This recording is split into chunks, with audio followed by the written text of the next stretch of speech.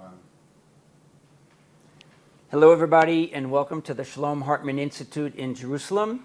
My name is Alan Abbey. I'm the media director here, and with us today is Dr. Orit Avneri. And today we have the fourth and final program of this season, the Rabbinic Holiday Webinars. Today's topic is Shavuot, and the topic of Dr. Avneri's talk is the Book of Ruth, Between Acceptance and Alienation. Now, if you're watching this on the Hartman website, you can also watch it on our Facebook channel. And if you have comments or questions throughout the program, feel free to write them on the Facebook page, and we will get to as many questions as we can afterward. We also have some questions that have already been sent in. So I'm going to introduce Orit now. Thank you for being with us, your first time on this program, and I know it's going to be a fascinating discussion. So who is Dr. Orit Avneri? She is a research fellow at the Shalom Hartman Institute and a graduate of the Hartman Beit Midrash for Israeli Rabbis, where she received ordination in 2018. Dr. Avneri is a lecturer in Bible and Dean of Students at Shalem College and holds both a BA and an MA from the Hebrew University of Jerusalem. She received her PhD in Bible Studies from Bar Ilan University, and her dissertation was titled The Threefold Cord, Interrelations Between the Books of Samuel, Ruth, and Esther. Along with many other places where she's taught and lectured, she has been at Pelach High School for Girls in Jerusalem, Midreshet Lindenbaum, and the Matan Women's Institute for Jewish Studies. Orit's book, Liminal Women, Belonging, and Otherness in the Books of Ruth and Esther, was published by the Shalom Hartman Institute and Keter Press in 2015. While that title is in Hebrew, obviously you can tell from the work she's done, she's an expert in tonight's subject. So without any further ado, Orit Avneri. Shalom, and thank you for inviting me. So I'm very happy to be here and to talk about Megillat Ruth, because this is one of my favorite books in the Bible. And I think that if we'll ask people about Megillat Ruth, most of them will say, Megillat Ruth, it's such a pastoral work, it's so beautiful, and it seems like the characters in these books compete with each other, desire to give more closeness and security to each other. And we know that Megillat Ruth, it's Bimei Shvot HaShoftim, the era of the judges. And we know from the book of Judges that it was a terrible period of chaos and violence. And Megillat Ruth seems to be a peaceful alternative to this terrible era. Yet the pleasant, cozy nature of the Book of Ruth masks its contradictions and complexities. That's what I want to do with you, and to see how the Book of Ruth tells the story of a marginal character and deals with an important question. Can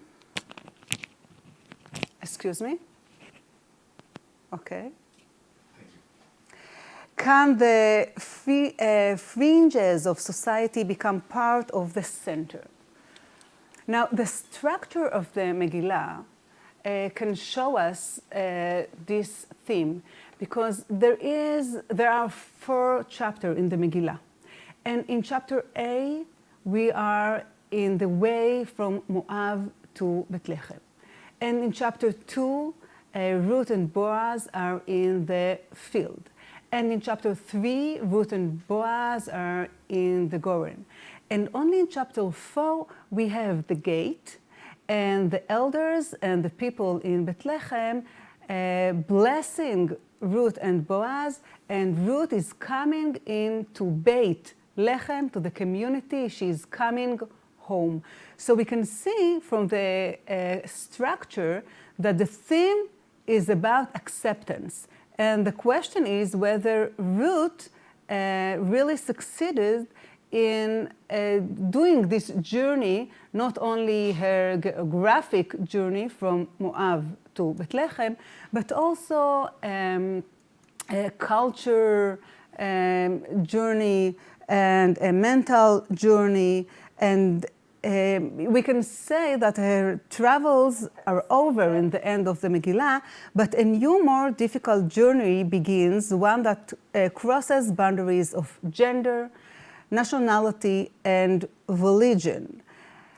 Because Ruth, she is the other. In any aspect that we can see her, she is the other. If you think about the ethnic aspect, so she is a Moabite, Moaviah, and we know that to be Moaviah, it's not only not to be us, but it's to be the other, because Moavim, according to Sefer Devarim, we hear לא יבוא עמוני ומואבי, גם דור עשירי לא יבוא להם. So you cannot accept them anyhow. Well, it's not Amalek that you should kill, but it's Moavim that you shouldn't accept. So from the ethnic aspect, we see that she is the other. But from the socio economic aspect, she also the other. She is a widow. She has no children. She has no property. She's a poor woman. And really, she is not like us who have all those things. And from a gender aspect, she is a woman. And you know, it's not like in our days that to be a woman is not a problem. We can do anything. And I can hear you laughing across the ocean, that even in our days, it's really hard sometimes. But think about the days of Megillat Ruth. Of course, to be a woman, it's not to be in the center. It's not to be in the public sphere. So Ruth really is the other. And the question is, well, what happened to her and what happened to the community of Bethlehem? Did the community of Bethlehem really open the arms and really accept Ruth? Of course, that when we ask those questions, we want to think about the prices and about the opportunities and about the fears and about the moral aspect of these questions, and that's what we are going to do. So first, we will read Megillat Ruth and see Megillat Ruth as Megillah of acceptance.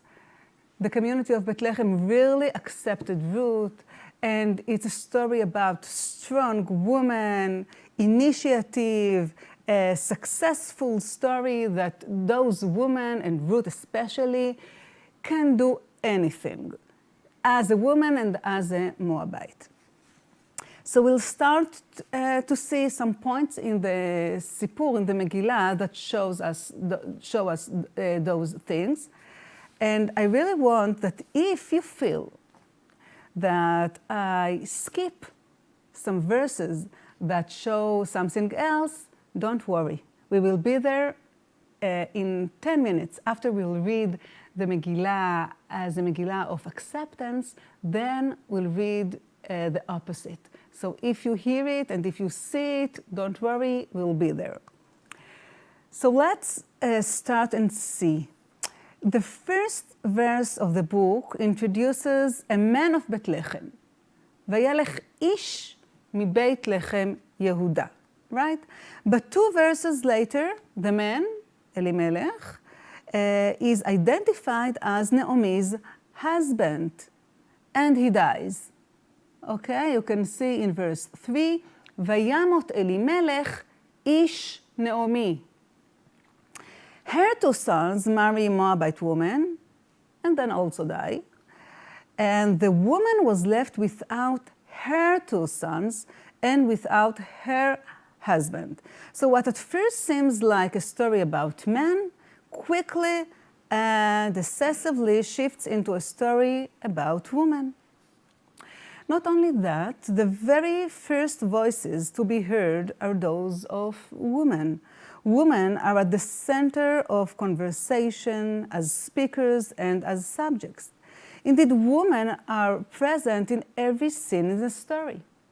Nevertheless, when Naomi tries to pursue the sons' widows to return to their Moabite families, she uses an unusual expression. turn back each of you to her mother's house. לך נשובנה אישה לבית אמה. It's in verse 8 in chapter 1. As opposed to the more commonplace father's house, בית אביה. The unusual wording highlights the fact that a woman needs a supportive female environment in her time of grief.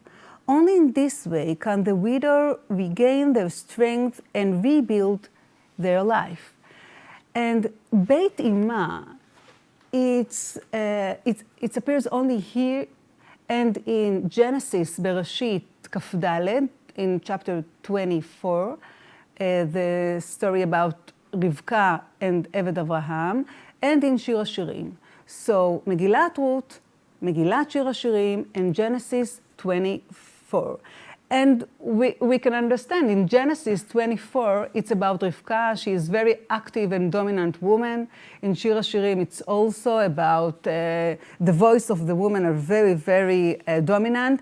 And now we have it also in Megillat Ruth, and it seems that only a woman can tell to another woman, go back to your mother.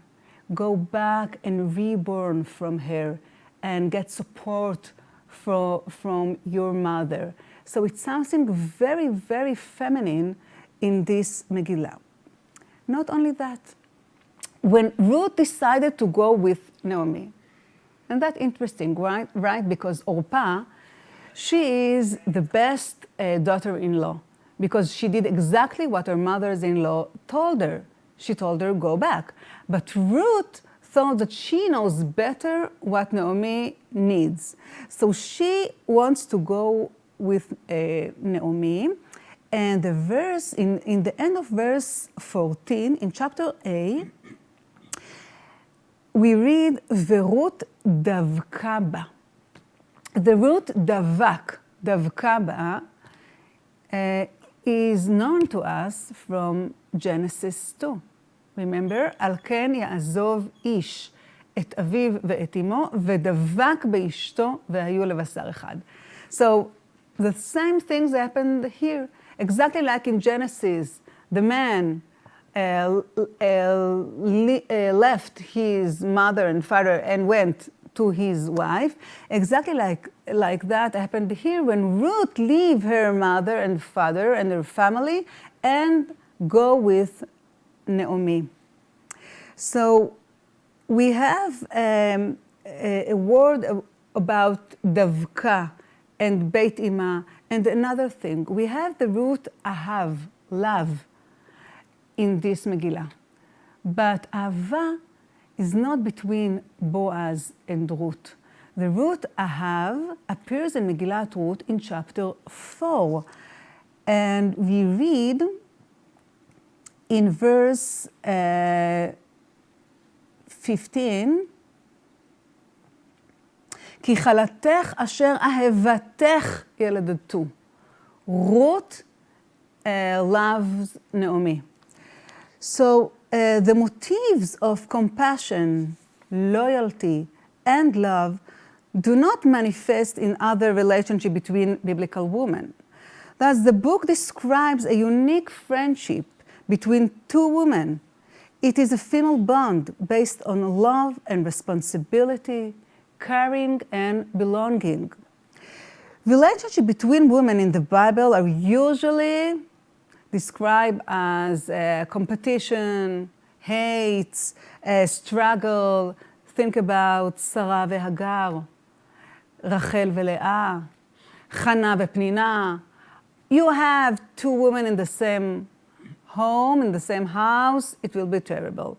And now we have in Megillat Ruth another option, two women, and there is loyalty and love and responsibility and sharing. All those things happen between those two women. So it's really, really another story. And it offers us a story about two women that describe women in a new point of view.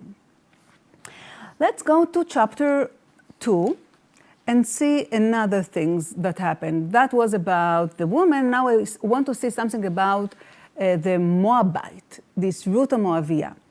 So Ruth went to the field of Boaz, but she didn't know that Boaz is the owner, and Boaz is coming to the field, and he sees her, and he asks the Na'ar הניצב על הקוצרים, the boy, who had great responsibility to the field, who is she? And the boy said, I am in chapter 2, in verse 6. ויען הנער הניצב על הקוצרים ויאמר, נערה מואביה היא ישבה עם נעמי משדה מואב, ותאמר על הקטנה ואספתי ואומרים אחרי הקוצרים, ותבוא ותעמוד מאז הבוקר ועד עתה זה שבטה הבית מעט. It's a very, very difficult verse to understand, but most of the reader understood it as this boy said to Boaz, she is working very hard. She is working and working and working without minute to take a breath. She's working and working. Now, if we see it as a positive story about acceptance, the boy, the Nar, said to Boaz, I can see it in my words, she's very diligent. Really, it's really amazing, and I'm really very impressed. She's not like, our woman, melaktot, we're so lazy. She knows how to work. That's really impressive. And Boaz also very impressed, and he said, see in verse 11 in chapter 2, ותעזבי אביך ואימך וארץ מולדתך. Can you hear? אברהם אבינו, לך לך מארצך, ממולדתך ומבית אביך. So Boaz is telling to Ruth, you are like a new Abraham. And Abraham, it was God who told him to go, but you, all by yourself, you're just going. It's really amazing. And they're all so positive about her. Now I want to skip to chapter 3, really, because we don't have all night here. So in chapter 3, this is one of the most dramatic moments in the Megillah. Naomi is sending Ruth to the Goren, and those two women really picked their husband, the husband for Ruth, right? They choose him, and they said, we want Boaz to be the husband. And let's listen to what Naomi is asking Ruth. So I'll read it in Hebrew in chapter 3, and you can read in your Tanchim in English. Verse 8. ותאמר לה נעמי חמותה, ביתי, הלא אבקש לך מנוח אשר ייטב לך, ועתה הלא בועז מודעתנו אשר ראית את נערותיו.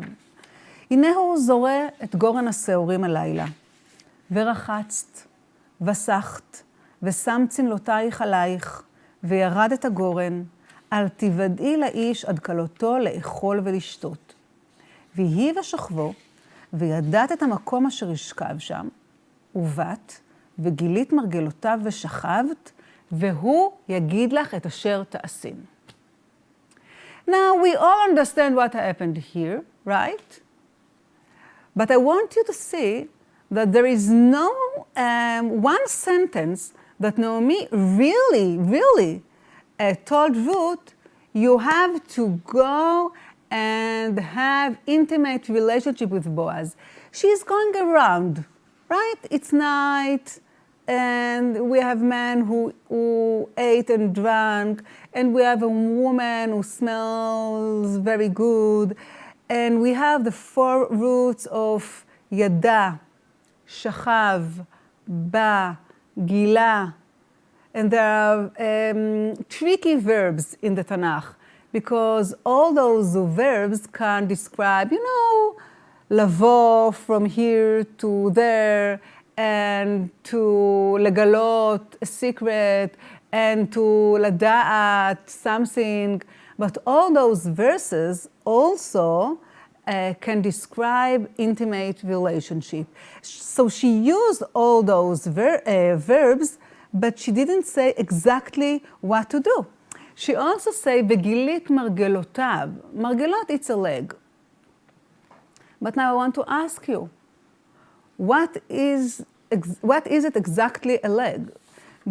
Should she turn off the blanket from the leg till the ankle or till the knee or much, much higher? So it's not exactly clear from the words what Ruth should do, but we understand, okay, because all of those things that I told before, that והוא יגיד לך את אשר תעשין, he will tell you what to do. Why do you accept a man to tell a woman to do if it's the middle of the night, no blanket, she smells very good and he is drunk? So let's see what really happened. That's what Naomi wants. So Ruth told her, okay, I'll do exactly what you're asking me to do. ותאמר אליה, I'm in verse 5, כל אשר תאמרי אליי אעשה. ותרד הגורן, ותעש ככל אשר ציוות חמותה, she did everything. ויאכל בועז, וישת, ויטב ליבו, ויבוא, לשכב בקצה הערימה, ותבוא, ולט, ותגל מרגלותיו, ותשכב. You can hear it. לשכב, לבוא, לגלות. Everything is here. ויהי בחצי הלילה, ויחרד האיש, וילפת, והנה אישה שוכבת מרגלותיו. We can feel the sexual tension here. There is the ish and isha, and we're in the middle of the night. What will happen? And now I want you to see that this verse 9 in chapter 3, this is really the pure moment of redemption of the Megillah. If I need to point on the moment, this is the moment. Because when Boaz waked up in the middle of the night, no blanket, and the woman, the first words that he said was, Vayomer, where? Vayomer, mi at. Who are you? Now, who is Boaz? Boaz is from Shevet Yehuda, right?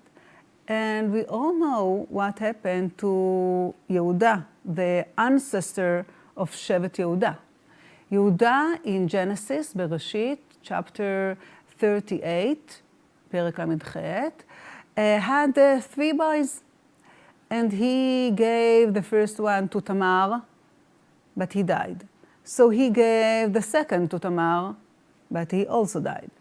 So Yehuda told Tamar, his daughter-in-law, go back to your father's house, Beit Avia, and stay there.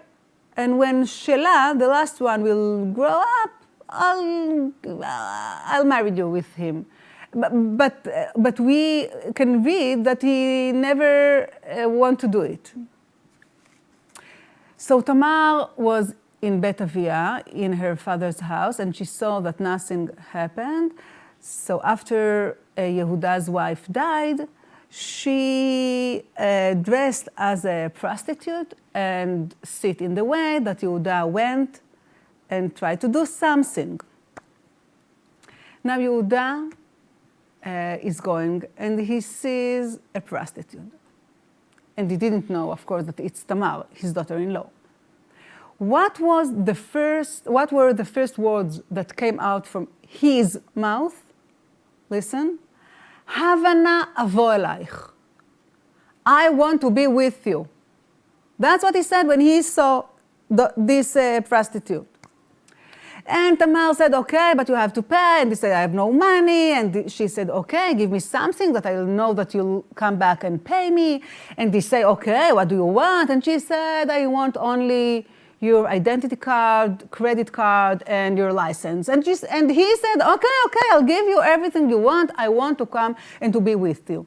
And we all know what happened. It was terrible. She got pregnant, and he heard it, and he הוציאו ותשרף, etc., etc. Now, Boaz, in our story, I'm coming back to our story, waked up and saw Ruth. And what he said to himself, it doesn't written, but I'm telling you, that's exactly what he said. He said, oh no, it's not happening again. I have to ask her, who are you? Mi'at. Because if only Yehuda was asking the same question, Tamar, so maybe they could solve the problem in other way. So he asked, and in this question, he redeemed his dynasty. It's really a redemption moment. Mi'at, who are you? But in the other side, we have Ruth. And the answer of Ruth really amazing too. Because she said, ותאמר, אנוכי רות אמתך, ופרסת חנפך על אמתך כי גואל אתה. Boaz, my dear, don't worry, I come to do business with you. I'm not in a seduction mission. I really want to make business with you. And you have to be the Goel, and you have to marry me. Now, who is Ruth? Ruth, a Moaviyah, we all know the story about the Moavim. Moab was born after Sodom, when Lot went to a cave with his two daughters, and they also felt that there is no one in the world that the continuity is in a really sakana, right? And the Bechorah, the bigger one, told the younger, let's give him wine till he will be drunk, and I'll have intimate relationship with him this night, and then you'll have with him the next night, and we will got pregnant. And that's what happened. And she called her baby Moab, Me'av, from the father, from my father, right? Just imagine, when you're sitting in a circle and everyone has to say what's his name and why. So I always think to myself, when they came to Moab, he said, okay, my name is Moab, and I prefer not to talk about it. Next one. Because it's really a big problem how to explain my name. So Ruth Moaviyah came to the Goren, came to Boaz, and she said, stop it. I can come to a man and talk with him. I don't have to do all those bad tricks and to get something from him by seduction. I can talk. So really, by doing that, Ruth breaks out of the stereotypical image of the seductive woman and adopts a new character who negotiates the possibilities of redemption with Boaz. Through her actions, she shaped a positive character in contrast to the image of the foreign, seductive, and negative woman. And the Bible generally stresses the physical beauty of his heroines, right, the woman. But Ruth's looks are never described. Ruth's looks are unimportant. She is a faceless woman, liberated of gender, freed from the patriarchal male gaze. You don't have to know how am I look like, that's what Ruth is telling us. Please judge me through my action. Is it good or not? Not by my face or my beauty. So this is really, really a redemption moment to the dynasty stories of Boaz and Ruth, but also for the whole relationship between man and woman. We really can talk. We don't have to do all those tricks in the bed. To end this point of view of the Megillah, I want to skip to chapter 4 and to see what happened in the end. So I want to be in chapter 4, verse 13. ויקח בועז את רות, ותהי לו לאישה, ויבוא אליה, ויתן אדוני לה הריון, ותלד בן. And in this moment, after Boaz really did what he had to do with Ruth, the Megillah did like this to Boaz, and she turned off Boaz from the story. There is no story, Boaz, after that, and this is a crazy woman's celebration that Ruth had the child, and Naomi took him, and all the women called him the name, Oved. No man is around. You know that Chazal also heard it, and they said, listen, באותו הלילה שבא עליה מת. He died in the same night that they were married. Why to kill Boaz? First of all, because Chazal really was very sensitive to the words, and they saw that Boaz disappeared from the Megillah. But secondly, I think that they want to say it's a story about responsibility, not about love. So it doesn't matter that Boaz and Ruth will marry and will be together. It's about the little boy that we want to see. So in the moment that we have this baby boy, Boaz is a sperm donor. Sorry, Boaz, but that's exactly what happened. You are a sperm donor. You gave us what we need. Goodbye. So just to close this reading, so the book describes a process of transition from the outside to the inside, from foreignness to acceptance, and Ruth clearly represents the essence of the foreigner. Ruth has come a long way. When she arrived in Bethlehem together with her mother-in-law, it was Naomi who was the center of local attention.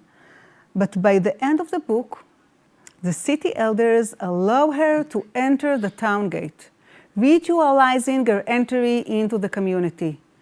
Until now, she has been on the outside, as we said, on the road with Naomi, gleaning in the field of Boaz, leaving the city for the Goren.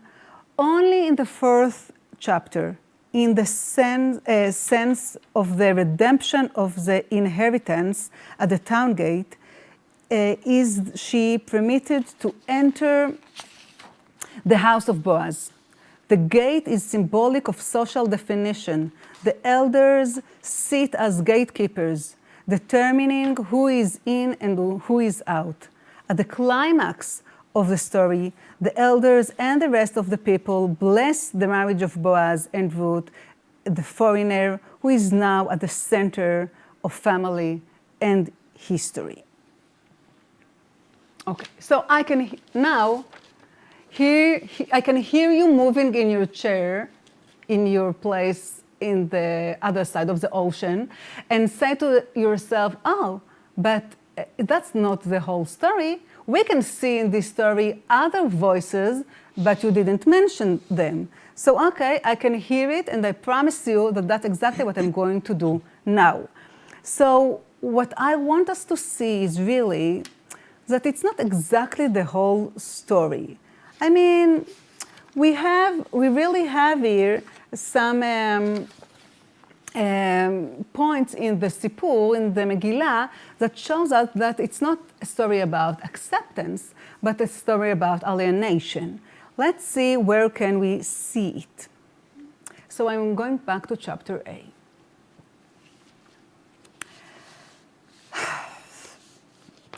After Ruth declarate, Amechami, Elohai, Elohai, we all know it. It really was very impressive. Let's read it in chapter A, verse 16. כי אל אשר תלכי אלך, ובאשר תליני אלין, עמך עמי ואלוהיך אלוהי, באשר תמותי אמות, ושם אקבר, כה יעשה אדוני לי וכה יוסיף, כי המוות יפריד ביני ובינך. How did Naomi respond to these beautiful words? Quiet. ותרא כי מתאמצת היא ללכת איתה, ותחדל לדבר אליה. She didn't respond. She didn't say anything. Not only that, when they arrived to Bethlehem, and all the people ask, Azot Naomi, who are you? Naomi told them, I'm in verse 20, ותאמר אליהן, אל תקראנה לי נעמי, קראנה לי מרה, כי המר שדי לי מאוד. אני מלאה הלכתי, וריקם השיבני אדוני. I have nothing.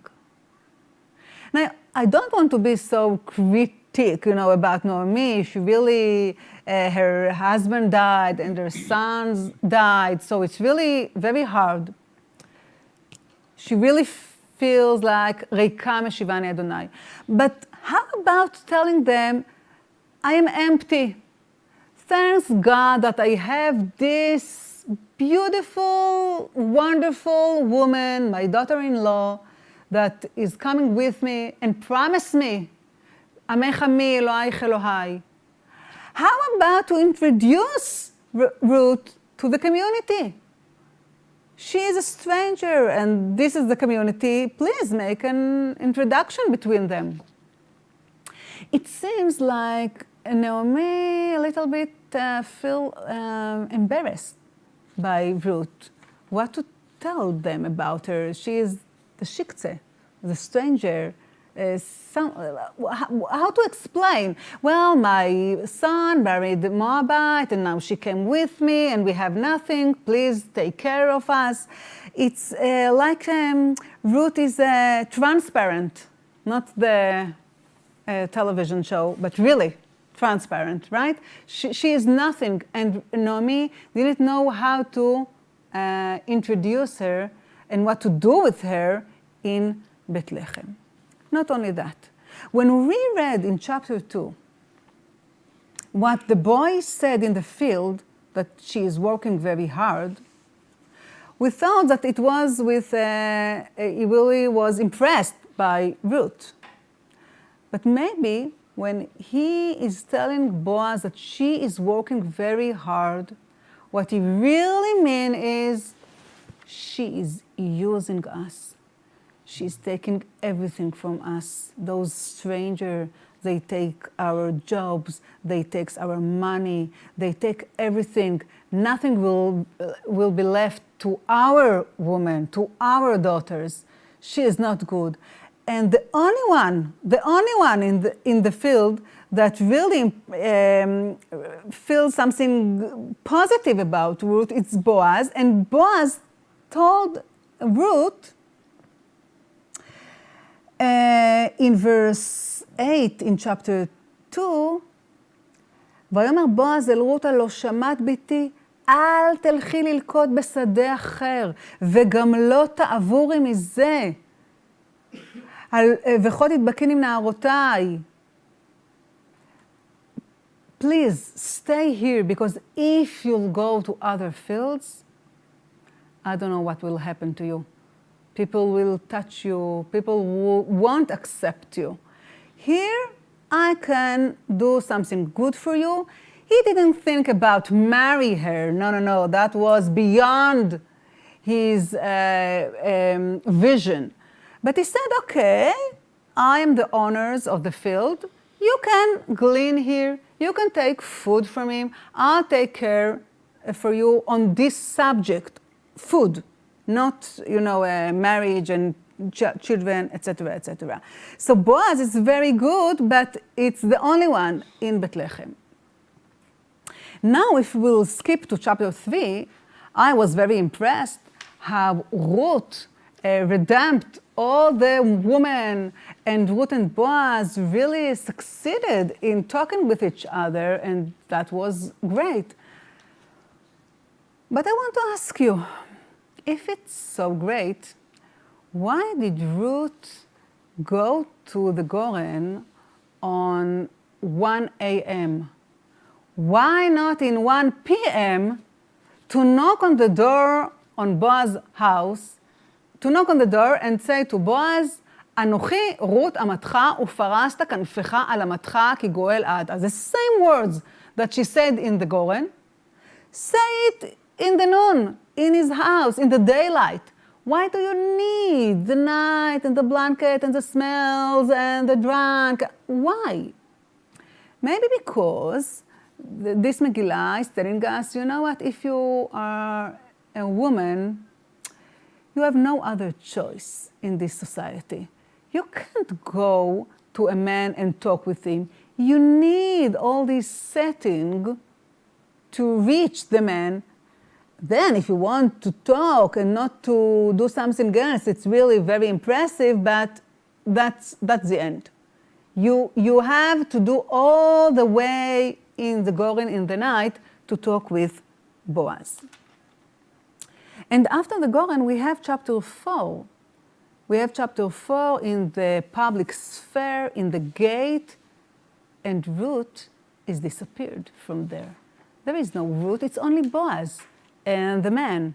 And exactly like they took the land, they took the woman as an object. She is not there, she is not talking with anyone.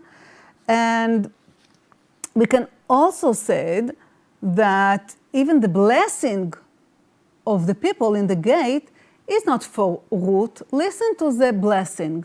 I'm in chapter 4, in verse 11. ויאמרו כל העם אשר בשער והזקנים עדים. ייתן אדוני את האישה הבאה אל ביתך, כרחל וכלאה אשר בנו שתיהם את בית ישראל.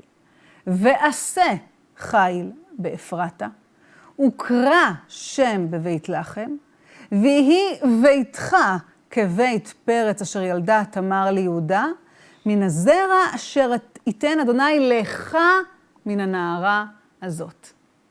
It's only about Boaz, and Ruth's name is not here. She is a woman, she is isha, na'ara, it doesn't matter, she has a womb. She has an opportunity to have a child. But you need the zera, you need the child. And that's really, really something else from what we have read. And at the end, it's not only that we took off Boaz from the end of the story, we also did it to Ruth.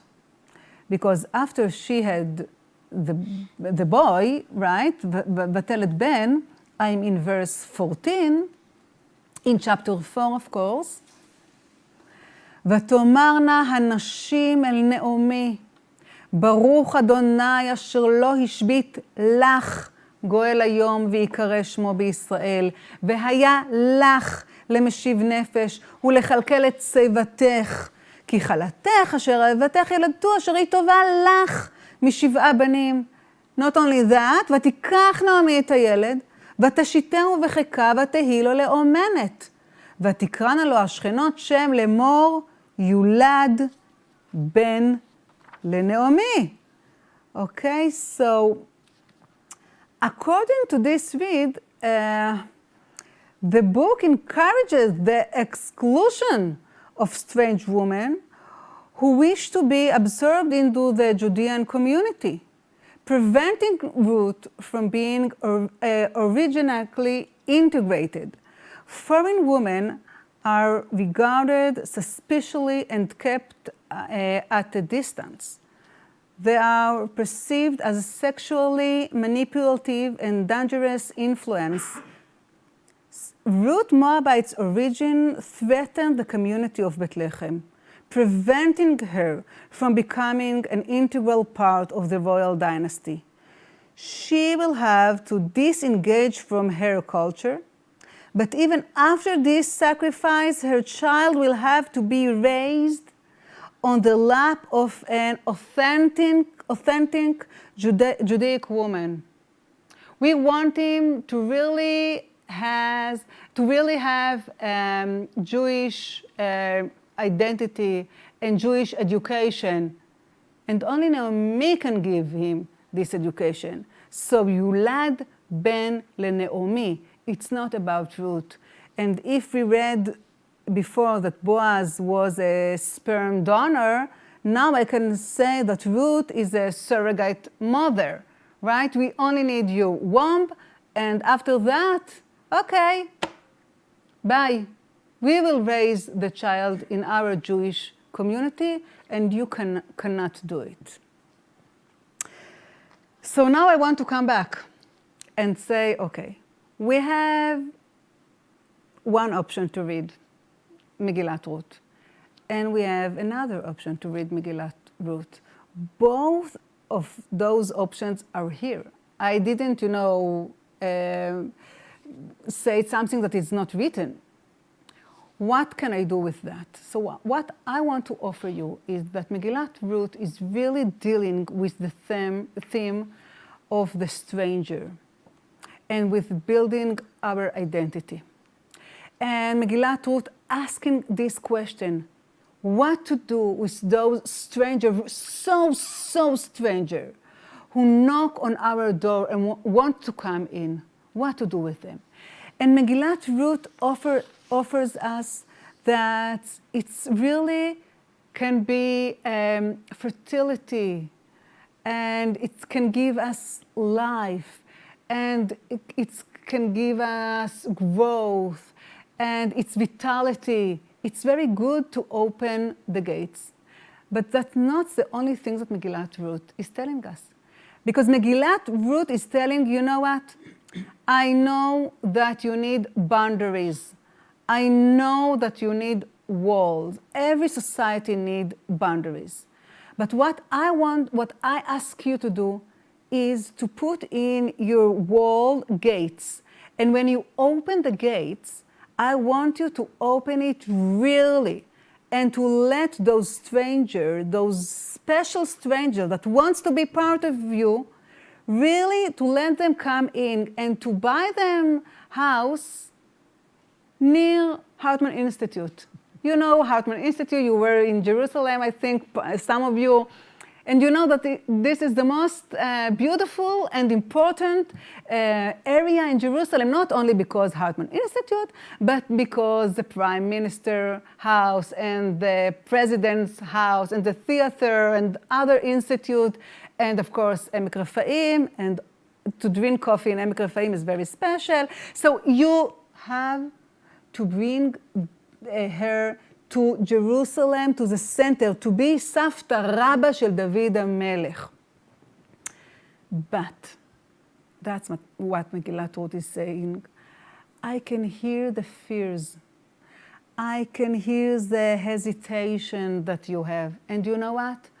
I want them to be part of my story. I'm not telling you, oh, you are so dark. You are the people of the past. I am so liberal. I am the future. I can open the gates and I have no fear. No. If Megillat Ruth was a story like that, so first of all, well, it's not realistic. That's not how life is going on, because people are afraid. And secondly, maybe Megillat Ruth wants to tell that's not the way to do it. You can't leave them behind and say, okay, I can do it. No, those fears are real. Those fears are important. You have to be very, very careful. Please listen to them. And I want those fears to be part of the story.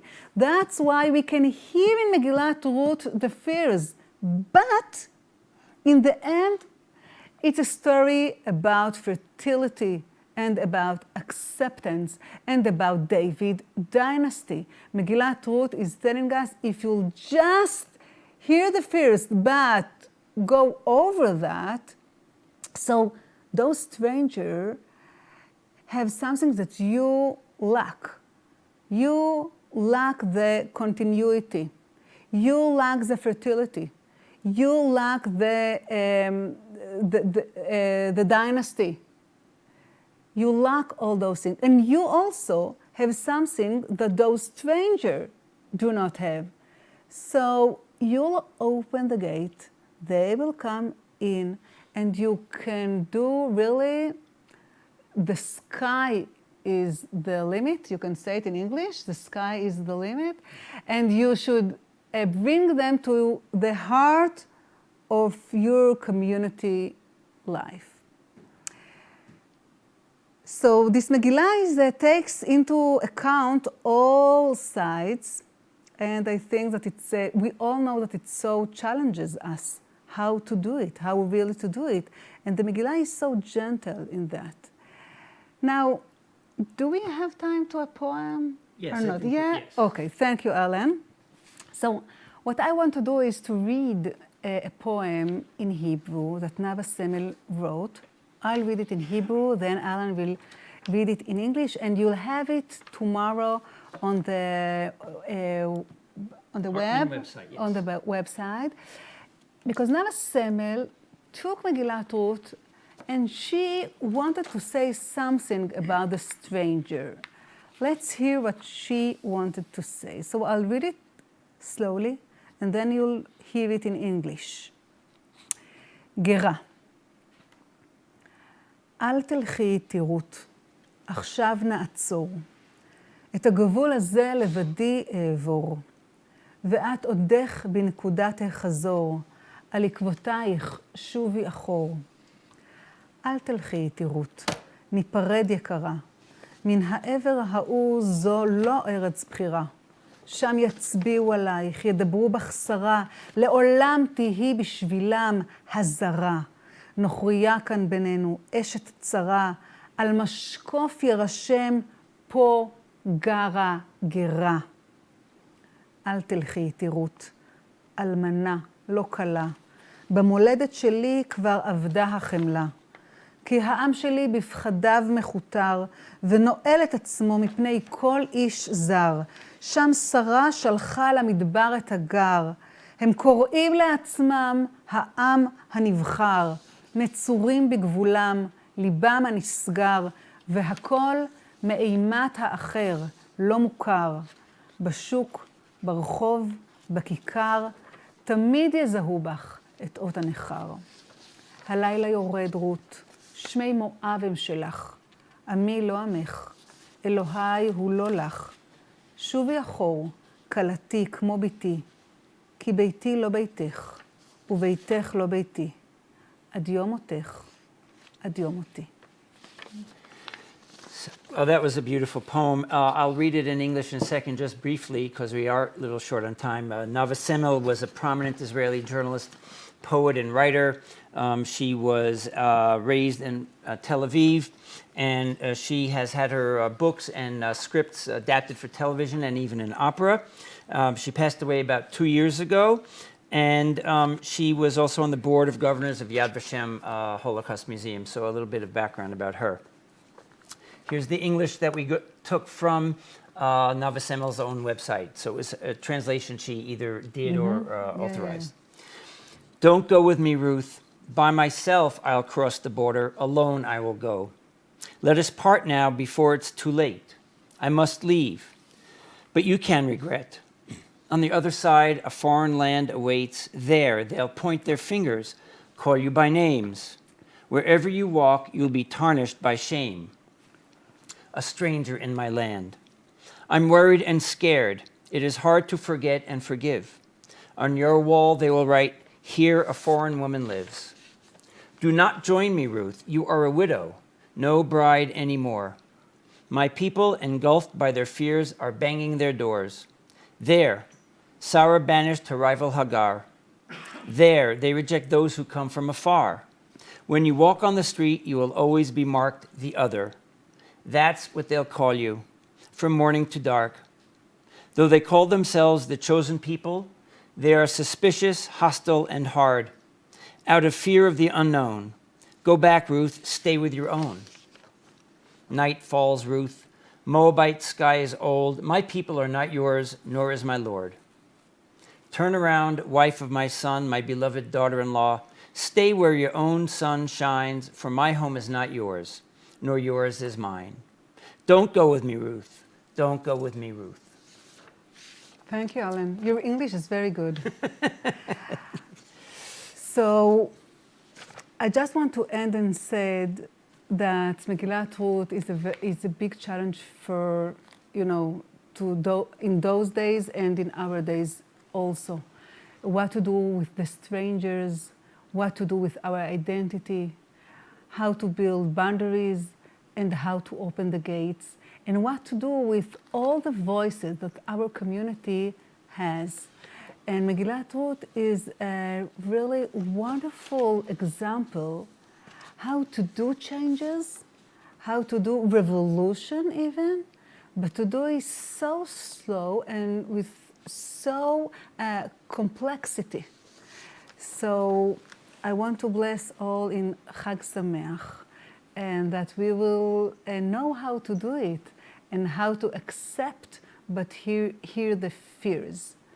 And now if we have some time to question, we can do it. We're actually out of time, and I'm sorry about that, but I think as I read the questions that we have here, you address them, you raise them almost to a point. We have a few questions from Rabbi Elisha Magal of Sedona, Arizona, Rabbi Valerie Joseph, Rabbi Rachel Gold-Feingold of Westmount, Quebec, Rabbi Michelle Pascal, Rabbi Rachel Hirsch, and a few others.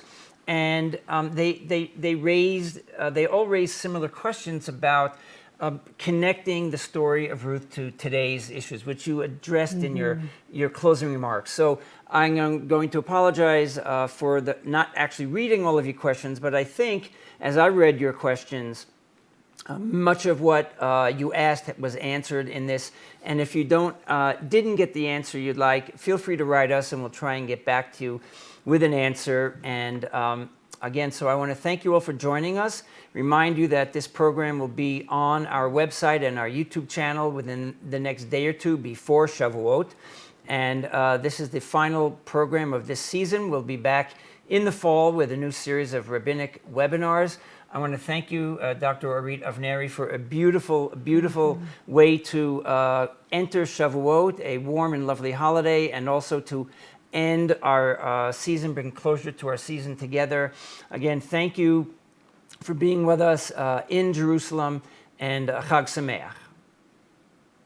Chag Sameach.